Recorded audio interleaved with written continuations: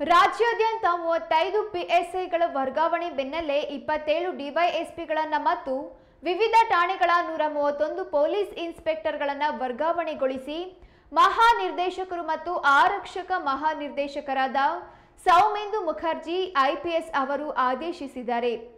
ಮೊದಲಿಗೆ ಭದ್ರಾವತಿಯ DYSP Nagaraj K R ಅವರನ್ನು ವರ್ಗಾಯಿಸಲಾಗಿದ್ದು, ಅವರ ಜಾಗಕ್ಕೆ ಯಾರನ್ನು ನಿಯುಕ್ತಿಗೊಳಿಸಿಲ್ಲ.